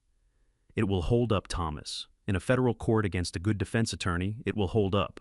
I reached out and opened the folder. The documents inside were dense and meticulous shipping records, financial statements, photographs, handwritten logs with dates and signatures in the margins. 2 years of work in a cave by firelight. I closed the folder carefully. "We need Arthur?" I said. And we need federal law enforcement, not local, not state, federal. I looked at Emily. FBI. There's almost certainly someone already working the Port of Long Beach angle, she said. An operation this size, running this long, someone at the wildlife trafficking unit has noticed the pattern. We just need to find the right door. I nodded. My hand, I noticed, was not steady on the folder. I pressed it flat against the cover until it stopped. Then we find the door, I said. And we do this right. Benjamin reached past me to the pack again and produced the satellite phone. He set it on the ground beside the folder without a word, and the gesture said everything that needed saying. I picked it up and turned it over in my hand. It was time to call Arthur Pennington. The evidence in the dark. The satellite phone took 4 minutes to acquire a signal strong enough to hold a call. Benjamin watched it from across the fire, with an expression I had learned in the past several hours to read as controlled worry, the particular stillness of a man who has identified a risk and is waiting to see whether it materializes. A satellite call leaves a trace, he said. Not easily tracked in real time, but the handshake data gets logged. If someone with the right resources is looking, I know, I said, but we need Arthur more than we need the extra day of caution. I looked at him steadily. 8 days until Evelyn's board meeting. We don't have time to be careful about everything. Benjamin held my gaze for a moment, then nodded once and said nothing further. I dialed Arthur's cell. It rang 4 times. It was past midnight in New York, and then his voice came through the static alert in the way that people who have spent decades in high-stakes legal practice learn to be alert even when pulled from sleep. Arthur, I said, it's Thomas. The silence on the other end lasted exactly 3 seconds. I counted them. Thomas! His voice cracked on the second syllable in a way I had never heard from him before in 40 years of knowing the man. Thomas, where in God's name? I'm alive, I said. I'm on the property. I can't explain everything right now, but I need you to listen carefully and do exactly what I tell you. I heard him pull in a long breath. Then, with the composure that had made him one of the best corporate attorneys in New York for 4 decades, he said, Tell me. I talked for 15 minutes. I told him about the cave about Emily, and here his breath caught so sharply. It came through the static like a physical sound. A man sucker punched by relief, so sudden it had no time to arrange itself into anything dignified about Benjamin, about the evidence about Evelyn and WGCP, and the Port of Long Beach. I told him about Victor Hale. I told him about the Delaware LLC and the Cayman Trust and the Singapore account Emily had traced. Arthur did not interrupt. When I finished, he was quiet for a moment. Emily is with you, he said. Not a question. More like a man pressing his thumb against something to confirm it was real. She's sitting across the fire from me right now, I said. Another sound from Arthur brief, barely audible, the sound of a 68-year-old man who has been practicing emotional restraint for most of his adult life and has just been pushed past its outer boundary. All right, he said, pulling himself back. All right, Thomas, I need to tell you something. Evelyn called an emergency board meeting for 8 days from now. She's invoking the CEO incapacitation clause in the company charter. She's going to ask the board to transfer temporary operational control to Michael. The fire popped beside me. Emily's eyes were fixed on my face, reading it. She can't touch the forest, I said. The trust. The trust is secure, Arthur said firmly. I'm the trustee. Nothing moves without my signature, and I have not signed anything. But the operational control of the company is a separate matter, and if she gets the board to vote before we can intervene. He stopped. We need to move faster than 8 days. We don't need faster, I said. We need the meeting. That's our moment, Arthur. Can you coordinate with federal law enforcement, FBI, Wildlife Trafficking Unit, Los Angeles Field Office? There's an agent there who's been working the Long Beach cargo angle. Emily believes they already have an open investigation. I can make that call tomorrow morning, Arthur said. Make it tonight, I said. A pause. Then, tonight? Yes. Another pause, shorter. Thomas, tell Emily. He stopped, started again. Tell her that her office is exactly as she left it. I made sure of it. My throat tightened. Across the fire, Emily was watching me with eyes that were steady and bright and asking a question she would not say out loud. I'll tell her, I said. I ended the call. The satellite phone screen went dark. Benjamin immediately reached over and removed the battery from the handset, cutting any residual signal trace before it could compound into something trackable. He set both pieces in separate pockets of his pack and looked at me. 8 days, he said. 8 days, I said. Emily leaned forward, both hands wrapped around the tin cup of broth Benjamin had given her, and the firelight caught the expression on her face, not quite a smile, but something in that direction. The look of a person who has been waiting a very long time for something to finally start moving. "Then we'd better get some sleep," she said. "We have a lot of work to do before we walk back into that building." Sophia's choice. I did not know Sophia Reyes existed until 3 weeks after everything was over. She was 26 years old and had worked as Evelyn's personal assistant for 2 years, hired out of a temp agency after Evelyn's previous assistant left for a position in Boston. By all accounts, and I have since spoken with several people who worked alongside her in the Manhattan office, she was efficient, discreet, and genuinely devoted to the woman she worked for. Evelyn had done something kind for Sophia's family in the first month of her employment, the details of which I will not repeat here because they belong to Sophia and not to this story. And Sophia had repaid that kindness with a loyalty that most employers would have considered exceptional. What Evelyn miscalculated, as people who traffic in loyalty as a transactional commodity often do, was that genuine loyalty has a limit, and the limit is not found in inconvenience or difficulty or even fear. It is found in the moment when the person you are loyal to reveals themselves to be someone you cannot recognize as the person you agreed to serve. For Sophia, that moment came on a Tuesday afternoon in a conference room on the 43rd floor of our Manhattan building. Evelyn had called a close meeting with her inner circle, 4 people total, including Michael and 2 senior executives who had been with the organization long enough to be considered reliably aligned with Evelyn's interests. Sophia was present to take notes, which was standard practice. The stated purpose of the meeting was to discuss the company's response to Thomas Whitaker's disappearance and presumed death. I piece it together, now the way you piece together any story you were not in the room to witness, from Sophia's own account given to federal investigators and subsequently shared with us through Arthur. Evelyn opened the meeting by stating in language that Sophia later described as the same tone she used to discuss catering arrangements, that Thomas had gone missing in the Montana wilderness, that search efforts had been exhausted, and that in light of the likelihood that he would not be recovered alive, the organization needed to begin planning for continuity of leadership. She proposed invoking the CEO incapacitation clause immediately. She recommended that Michael assume temporary operational control pending the board vote scheduled for the following week. She did not cry. She did not pause. She did not at any point in the 40-minute meeting display any indication that the subject under discussion was the death of the man she had been married to for 30 years. Sophia sat in the corner with her laptop open and her hands on the keyboard, and felt something happen inside her that she later described to investigators as feeling like a rope being cut. Not dramatically, not with any particular sound. Just tension, and then the absence of tension, and then the clear, cold understanding that the woman at the head of that table was not someone Sophia had ever actually known. She filed out of the meeting with the others. She went back to her desk. She worked until 6 o'clock with the focused, surface-level competence of someone whose internal life has become completely disconnected from their external behavior. Then she told the office manager she had a headache and left 40 minutes early. She did not go home. The New York Public Library branch on 5th Avenue closes at 8 on Tuesday evenings.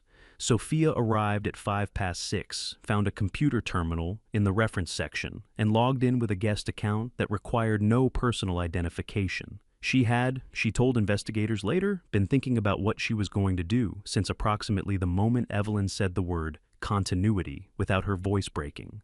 She had taken photographs of key documents on Evelyn's computer over the preceding 2 weeks. Not because she had been planning this, but because something in her had been paying a different kind of attention since the day Thomas disappeared, and Evelyn had come into the office the following morning, looking not like a grieving wife, but like a woman who had resolved a complicated scheduling conflict. The photographs were on her personal phone. She transferred them to the guest computer, compiled them into a single document, and addressed an email to the FBI's Los Angeles field office, specifically the Wildlife Trafficking Unit, which she had identified through a 20-minute internet search that afternoon on her lunch break. The email contained shipping records, financial statements, 3 months of internal correspondence between Evelyn and a contact identified only as VS initials. Evelyn used an all-written communication as a deliberate precaution consistent with everything else she had done to keep the paper trail clean, and which Carla Reyes would later confirm referred to Victor Hale, and a 2-page summary that Sophia had written herself in clear and precise language explaining what she believed the documents demonstrated and why she believed it. She sent the email at 6:47 in the evening. Then she deleted the sent folder, cleared the browser history, logged out of the guest account, and walked out of the library into the November cold. Special Agent Carla Reyes had been with the FBI's Wildlife Trafficking Unit in Los Angeles for 11 years. She was 44 years old, and she had spent the last 18 months building a case around the cargo patterns at the port of Long Beach that she was reasonably certain pointed to a significant domestic trafficking operation. Significant enough that she had obtained a federal warrant 6 months earlier that was sitting in a sealed file waiting for the piece of evidence that would allow her to attach a name to the top of the chain. She read Sophia's email at 2:14 in the morning, Pacific time, sitting at her kitchen table in Silver Lake with a cup of coffee she had made at midnight and forgotten to drink. She read it twice. Then she opened the sealed warrant file and looked at it for a long moment. Then she picked up her phone and called her supervisor. "I've got the name," she said when he answered. "I need authorization to move." She got it before 3 o'clock. "I learned all of this later in pieces, the way you learn the parts of a story that happened in rooms you were not in. What I know is this: at the same hour that I was lying in a cave on a Montana mountainside, listening to the satellite phone, static fade after Arthur's voice, a 26-year-old woman was walking out of a library on Fifth Avenue having just done the bravest thing she had ever done in her life. And a federal agent in Los Angeles was staring at a name on a computer screen that she had been waiting 18 months to find. Neither of them knew about the other. Neither of them knew about me or about Emily or about Benjamin and his green composition notebook in the dark. But all of us in our separate places were moving toward the same door. The weakest link. I have thought a great deal in the months since everything ended about what kind of father I was to Michael. The honest answer is that I was a better father to the forest than I was to my son. I gave the land my mornings and my sharpest attention, and gave Michael what remained tired evenings, distracted dinners, the kind of presence that is physically in the room, but mentally on a ridgeline 60 miles away. He grew up watching me love something more completely than I loved almost anything else. He became over the years a man who wanted very badly to matter to someone, and had never quite learned how to earn that naturally. Evelyn understood this about him far better than I ever had. She had used it with the patience of someone who thinks in decades to build in him exactly the dependence she needed. What I know about that Thursday morning came through his testimony given to his attorney, then to federal prosecutors, then in a deposition Arthur shared with me afterward. I have read it 3 times. Each time it makes my chest hurt in a way that is smaller than what Evelyn makes it hurt, but more complicated. It was 5 days before the board meeting. Evelyn called Michael into her personal office, the one with the Central Park view she had insisted on when the building was first leased. She had documents on the desk. She was dressed as though she had somewhere important to be afterward. "Sit down, Michael," she said. He sat, 33 years old, waiting for a moment that finally appeared to be arriving. Evelyn walked him through the structure efficiently. A transfer from the Whitaker family holdings into a Delaware LLC she controlled, which would then sell the Montana property to a Cayman Islands trust before Arthur Pennington could review it as trustee. One clean legal maneuver that would remove the family trust's authority over the land entirely. "I need your signature on pages 4, 11, and 22, she said, as co-beneficiary. Michael picked up the document. He read page 4, then 11, then 22. Then he set it down and looked at his mother. "Where does the Montana land go after the Cayman Trust?" he asked. "It's restructured for tax efficiency," Evelyn said. "Who controls the trust?" Michael said. "The same principals who have always managed our offshore structures." "Which principals?" Michael said. "By name?" A pause. The kind Michael told his attorney later that told him everything about what the answer was going to be. "I need you to trust me," Evelyn said, her voice shifting into the register she had used with him since he was a child. Warm, certain, the voice of a woman who had never been wrong in her son's hearing. "The way you always have." Michael's hands were still in his lap. Not the stillness of calm, but of a person waiting for an understanding to finish arriving before responding to it. "You're not restructuring for tax efficiency," he said. "You're moving the land somewhere nobody can follow it, including me." Evelyn said nothing. In that nothing, Michael heard the answer he had been trying not to hear for 2 years. He stood. He straightened his jacket. His hands were shaking now, not from fear, but from the physical sensation of a large piece of his life's structure collapsing all at once. He picked up his phone from the edge of the desk. "I'm not signing this," he said. He walked out, rode the elevator to the lobby, and called his personal attorney from the sidewalk on 6th Avenue while taxis moved past him, and the November cold turned his breath to white clouds. He told his attorney everything, the offshore accounts he had noticed, and not asked about the shipping contracts he had countersigned, without reading carefully enough, the meetings Evelyn had excluded him from, without explanation. He had known something was wrong. He had chosen not to press further. Standing on that sidewalk, he pressed further. That same afternoon, Victor Hale called Evelyn from his West Hollywood gallery. "The FBI is at the port," Victor told her, his voice tight. "I need to know our exposure." "Our exposure is minimal," Evelyn said. "The documentation is clean." "The documentation is clean if nobody looks at the HS codes," Victor said. "If they look, Victor." Evelyn said, "Handle your side, I'll handle mine." The call lasted 4 minutes. When it ended, Victor sat among his carefully mounted pieces and thought about what "handle your side" meant when the other side had 30 years of resources and a track record of making problems disappear. Then he called his attorney and asked for the name of the best federal criminal defense lawyer in Los Angeles. By the end of that week, his attorney had contacted the U.S. Attorney's Office in the Central District of California and requested a proffer session, a meeting in which Victor would provide information about the trafficking operation in exchange for consideration in any future prosecution. A proffer session is not a guarantee of leniency, but it is the first step toward one, and it is most valuable when the person offering information arrives before the government has built its case without them. Victor got there first. I think about Evelyn that evening, sitting in her Central Park office as the light failed outside, understanding for perhaps the first time that the structure she had built so carefully was developing fractures she had not designed for. And I think about a different version of her, standing in a Montana forest 30 years earlier, pressing her hand against the bark of a pine tree. She asked me how long it had been standing there. I said hundreds of years. She said she wanted to be someone who protects things that last. I believed her completely. I have never been able to decide whether she meant it then, or whether she simply had not yet become the person who would eventually make it a lie. Perhaps there is no meaningful difference. Perhaps the distance between those two things is just time and pressure and 1,000 small choices that each seem minor until you look back and see what they have built together. 6 days after that Thursday morning, I walked through a door she had not planned for. Closing the net, we left the cave on a Friday morning. Benjamin dismantled the camp with the same careful efficiency he had used to build it, dousing the fire ring, scattering the ash, rolling the sleeping pads until nothing remained to indicate the space had sheltered anyone. He worked without sentiment, and I understood that the absence of sentiment was itself a form of it. Dismantling 24 months of survival required a deliberateness that left no room for feeling it while you were doing it. Emily stood at the cave entrance watching the forest below. Her arm had healed, but she still held it slightly apart from her body.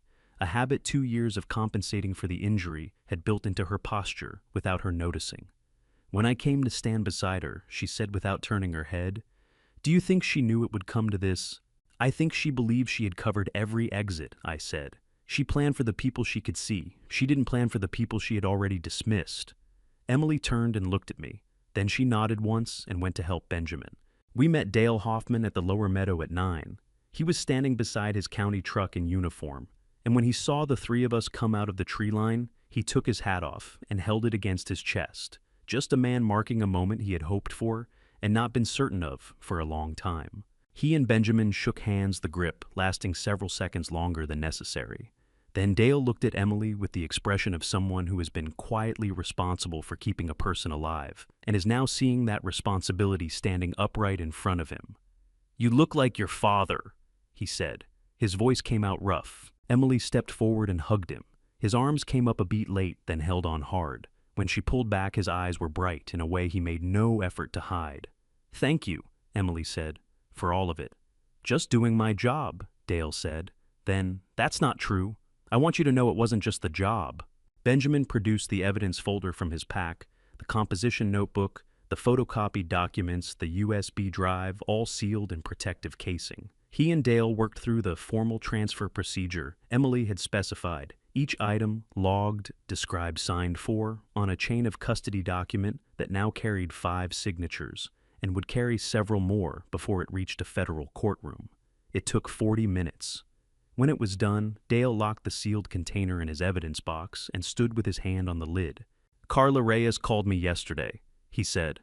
"The warrant covers the board meeting location. They move the moment you give the signal." He looked at me. "Victor Hale is in federal custody as of this morning. His attorney finalized the proffered terms yesterday afternoon." Something shifted in my chest. Not relief yet, but the sensation of a structure that has been under enormous pressure beginning at last to find its way toward resolution. "Michael," I said. "His attorney contacted the U.S. attorney Tuesday," Dale said, fully cooperative. "Prosecution deferred pending the primary case." Emily was watching my face the way she always did when she wanted to understand what I was feeling rather than what I was saying. "How do you feel about that?" she asked quietly. "I don't know yet," I said. "Ask me in a year." She accepted that without pressing. It was one of the things 2 years in the wilderness had sharpened in, her knowing when a question had been answered as completely as it was going to be and leaving it there. We drove to Kalispell in Dale's truck. Arthur had arranged a private charter from Glacier Park International, no commercial booking, no accessible passenger manifest. We were airborne by 2 in the afternoon. Emily slept against the cabin window for most of the flight, her head at the angle of someone who has learned to rest in conditions far less comfortable than a leather seat. Benjamin sat across from her with his composition notebook open on the tray table, not writing, just resting his hand on the cover the way you hold something you have kept safe for a long time and are not quite ready to release. I did not sleep. I watched the country change below us, the Rockies giving way to plains, the plains softening into the first low hills of the Midwest. And I thought about what I was going to say when I walked through that door. I thought about 30 years and a woman I had loved and a man who had lived in a cave rather than abandon the people he served. Arthur was waiting at Teterboro when we came down the stairs. He looked at Emily for a long moment, and his face did something private and complicated that I turned away from, because some reunions belong only to the people in them. 8 o'clock tomorrow, he said. Conference room B, 43rd floor. Carla Reyes and her team will be in the lobby from 7:45. He looked at all 3 of us on the tarmac in the New Jersey dark. "Evelyn doesn't know you're here." "She doesn't know," I said. "Then get some rest," Arthur said. "You have a meeting in the morning. 30 years, 3 people who were supposed to be dead, 1 boardroom. Before I open that door, drop a 30 in the comments. 1 number for every year Thomas trusted the wrong person. What Evelyn saw when that door opened, she had never once planned for. Note fictional details have been added to this story. For entertainment, the situations may not be entirely factual. If you'd prefer a different kind of content, now is the perfect moment to choose. The door opens. I had thought carefully in the hours between landing at Teterboro and the alarm going off at 6 the following morning about what I would say when I walked through that door. I had composed sentences in my head while Arthur's driver took us into the city while I lay on the hotel bed, staring at the ceiling with my taped ribs making sleep a negotiation rather than a rest, while I stood under the shower at 5:30 in the morning and let the hot water work on muscles that had spent a week doing things they had not been asked to do in years. I had drafted and discarded versions of the moment, the confrontational version, the measured version, the version where I said nothing at all and let the presence of Emily and Benjamin say everything. By the time I was standing in the lobby of our Manhattan building at 7:58, I had abandoned all of them. You could not script a moment like that. You could only walk into it and find out what came. The lobby was marble and glass 40 feet high, with the Whitaker Conservation Group seal inlaid in the floor at the center, a design I had approved 20 years ago that I had not looked at closely in at least 10. This morning, I looked at it. A ring of pine trees around a central mountain. The words beneath it read, "What we protect endures." I stood on it for a moment. Then, I walked to the elevator bank. Benjamin was on my left. Emily was on my right. She had borrowed a blazer from Arthur's assistant the evening before, charcoal gray, slightly large in the shoulders, and she was wearing it with the particular straightness of someone who has spent 2 years reminding their spine what posture feels like. Her jaw was set. Her eyes were forward. She looked, I thought, like the best version of the lawyer she had been becoming before all of this took it away from her, and the sight of it made something swell in my chest that I did not have time to fully process.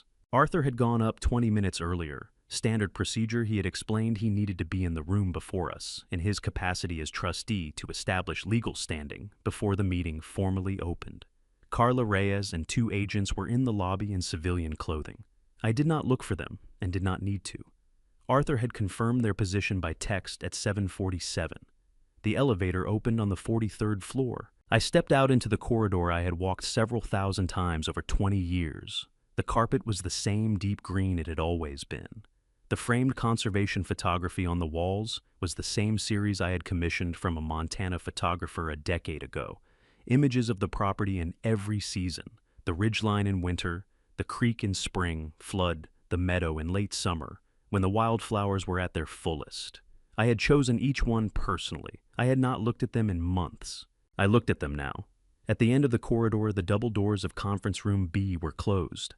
Through the narrow glass panel beside the door, I could see the room was full. The long table occupied the overhead lights on the particular quality of attention in the room that meant something important was about to begin. I put my hand on the door handle. Emily touched my arm very briefly, the way she had touched things since she was small, not to hold on, but to confirm they were real. Then she let go. I pushed the door open and walked in. The effect was not instantaneous. It moved through the room in a wave, the people nearest the door, registering first heads, turning expressions, shifting the recognition, traveling down both sides of the table, as though someone had drawn a slow line through the air. A woman near the window half rose from her chair and then seemed to think better of it. One of the senior executives made a sound that was not quite a word. The lawyer at the far end of the table, who had been holding a document and preparing to speak, lowered the document to the table and did not speak. Michael was sitting 3 chairs from the head of the table. When he saw me, his face did something I had not expected: not guilt, or not only guilt, but something underneath it that looked for just a moment like relief. The particular relief of a person who has been dreading a reckoning and has finally been given permission to stop dreading it and simply have it. His eyes went from me to Emily, and when they reached Emily, they filled fast and without warning, and he pressed his lips together hard and looked down at the table. Evelyn was at the head of the table. She saw me the moment I walked in. I know because I was watching her face, specifically for that moment, the way you watch a specific point on the horizon when you know something is going to appear there. Her expression did not collapse.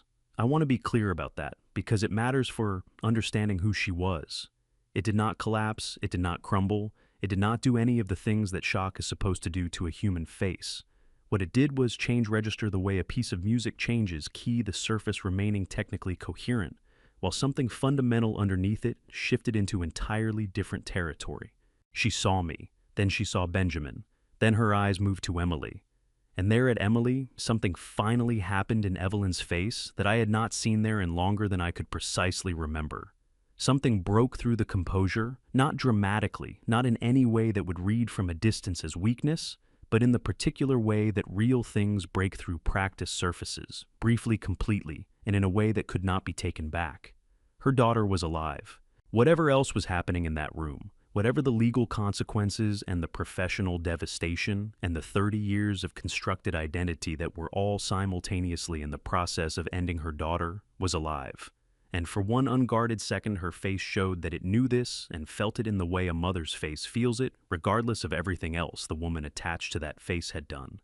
Then it closed again. I walked to the head of the table. Evelyn did not move from her chair.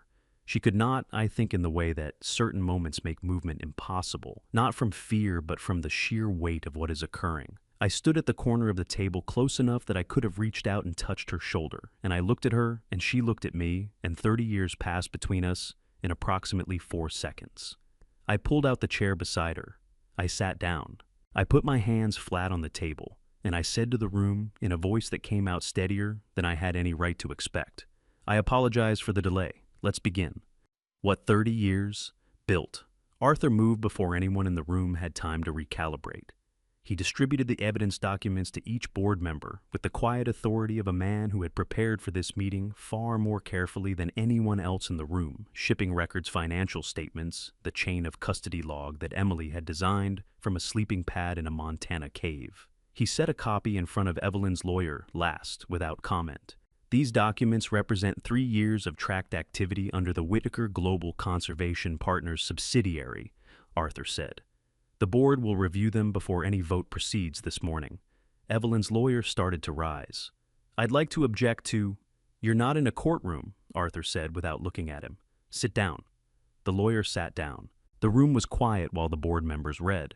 I watched their faces move through the material the way I had once watched weather move across the Montana ridgeline slowly, at first, then all at once. One woman pressed both hands flat over the pages as though she could hold the information in place while she decided what to do with it. Another board member removed his glasses and did not put them back on.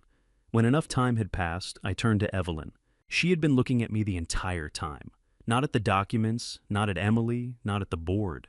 At me, as though I were the only fixed point in a room that was coming apart, and holding my gaze was the only way to keep herself from coming apart with it. 30 years, I said. My voice came out level. I built everything in this organization alongside you. I put your name on buildings and foundations and conservation initiatives because I believed the work mattered to you the way it mattered to me. I paused, feeling the weight of it press against my broken ribs with every breath.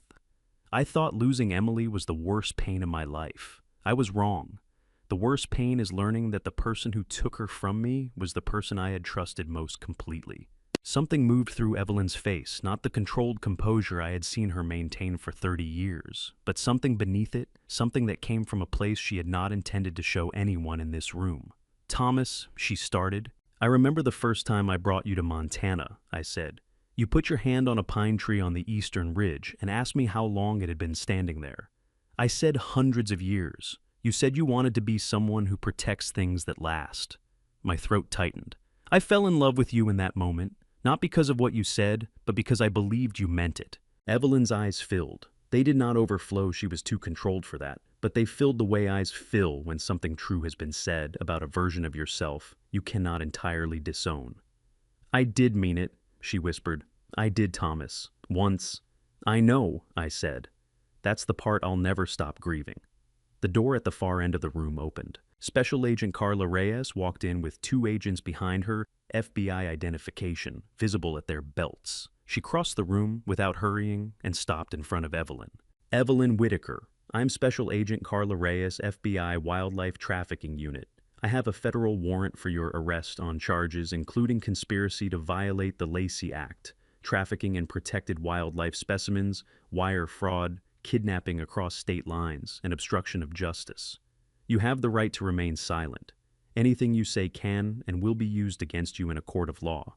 You have the right to an attorney. I know my rights, Evelyn said. Her voice was steady. I will give her that. She stood, straightened her jacket, and held out her wrists with the composure of a woman who had decided how she would leave this room and would not be moved from that decision by anything or anyone. I did not watch them put the handcuffs on. I looked at the mahogany surface of the table in front of me and breathed carefully through my broken ribs, one breath at a time, until I heard the door close behind her. Michael rose from his chair. His eyes were wet, his jaw clenched against everything pressing to get out. He looked across the room at me and said, his voice cracking wide open on the single word, Dad. He could not finish the sentence. He pressed his hand hard against his mouth, shoulders shaking. Emily looked at her brother. Something crossed her face that was too large and too complicated to resolve into a single expression.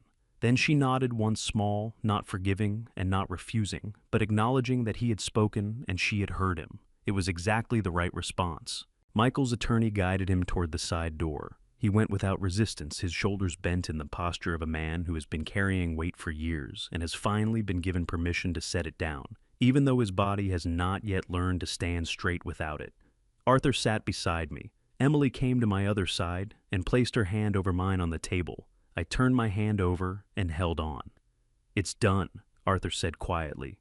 Most of it, I said. Outside the 43rd floor windows, New York moved through its Saturday morning with complete indifference to what had just occurred in the conference room B. The city did not know. It did not need to. What had happened here had happened for the people in this room and for the forest that was still standing 60 miles northwest of us, exactly as it had always stood. I squeezed Emily's hand. I stood up. What remains, the months that followed, moved differently than the months before them. Not easier exactly, but differently with the specific quality of time that has stopped holding its breath and started simply passing. The federal case against Evelyn moved through its early stages with the methodical momentum of a large machine that has been properly fueled and pointed in the right direction. Arthur filed the motions to reverse every fraudulent asset transfer within the first week. The family trust held. The 40,000 acres in Montana remained exactly where they had always been. Evelyn pleaded not guilty at her arraignment, which surprised no one. Her trial date was set for the following spring. The charges: conspiracy to violate the Lacey Act, trafficking in protected wildlife specimens, wire fraud, kidnapping across state lines, and obstruction of justice carried a combined exposure that her defense attorney, one of the most expensive in New York, did not appear to find encouraging. Victor Hale was sentenced to 7 years in federal prison after his cooperation agreement was formalized. He gave a statement at his sentencing that I did not read. I was told it expressed remorse. I have no way to evaluate whether that was true. Michael's deferred prosecution agreement required 2 years of supervised release, 200 hours of community service, and full cooperation with federal investigators. He also resigned from the Whitaker Conservation Group board. He called me the evening before he resigned and asked if I would be willing to speak with him at some point.